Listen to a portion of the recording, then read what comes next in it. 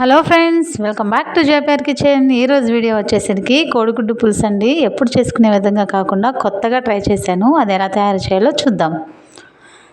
ముందుగా ప్యాన్ తీసుకొని ఆయిల్ వేసుకొని సాల్టు, పసుపు, కారం యాడ్ చేసుకొని మిక్స్ చేసుకొని దానిలో ముందుగానే బాయిల్ చేసి పెట్టుకున్న ఎగ్స్ని అయితే మిడిల్లోనికి కట్ చేసుకొని యాడ్ చేసుకుంటున్నానండి. వీటిని ఆయిల్లో బాగా ఫ్రై చేసుకుందాము. ఈ ఎగ్స్ ఫ్రై అయిపోయిన తర్వాత ఒక ప్లేట్లోకి తీసుకొని సర్వ్ చేసుకుందామండి. ఇవి సర్వ్ చేసుకున్న తర్వాత ఇదే ప్యాన్లో మరి కొంచెం ఆయిల్ని అయితే యాడ్ చేసుకుందాము, కర్రీకి సరిపడాను. ఈ ఆయిల్ కొంచెం ఫ్రై అయిన తర్వాత 2 లవంగాలు, కొంచెం చెక్క, 2 యాలకులు, ఒక బిర్యానీ ఆకు, కొంచెం షాజీరా యాడ్ చేసుకొని ఒక్కసారి అలా ఆయిల్లో కలుపుకున్న తర్వాత ఒక పెద్ద ఆనియన్ ముక్కలు అయితే ఇక్కడ యాడ్ చేస్తున్నాను.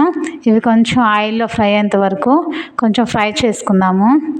ఇవి ఫ్రై అయిపోయిన తర్వాత ఇప్పుడు ఫ్రెష్గా దంచి పెట్టుకున్న అల్లం వెల్లుల్లి పేస్ట్ని కూడా యాడ్ చేసుకుందామండి. ఈ అల్లం వెల్లుల్లి పేస్ట్ కూడా ఆయిల్లో బాగా మగ్గాలి, అప్పుడు పచ్చివాసన పోతుందండి. ఆయిల్లో బాగా మగ్గేంత వరకు ఒక 1 మినిట్ మూత పెట్టుకొని మగ్గించుకున్నాను. ఆ తర్వాత ఒక 2 టమాటాస్ని మిక్సీ పట్టుకొని ఆ పేస్ట్ని కూడా ఇందులో యాడ్ చేసుకుంటున్నాను. ఇప్పుడు టమాటా కూడా పచ్చివాసన పోయేంత వరకు ఒక 2 మినిట్స్ ఆయిల్లో బాగా మగ్గనిచ్చానండి.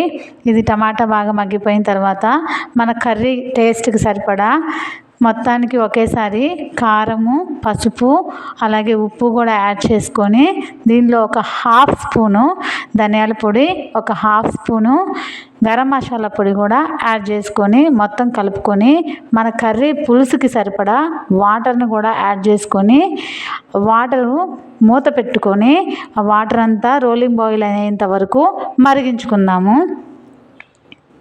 వాటరు రోలింగ్ బాయిల్ అయిన తర్వాత మూత తీసుకొని మనం ముందుగానే ఫ్రై చేసి పెట్టుకున్న ఎగ్స్ని కూడా యాడ్ చేసుకొని ఒకసారి కలుపుకొని ఒక 5 to 7 మినిట్స్ ఆ పులుసు అంతా కొంచెం మరిగేంత వరకు ఉంచుకున్న తర్వాత ఇప్పుడు పులుపుకి సరిపడా నేను ఇక్కడ పెరుగుని యాడ్ చేశాను. చింతపండు పులుసు కాకుండా పెరుగుతో కూడా చాలా బాగుంటుందండి కర్రీ.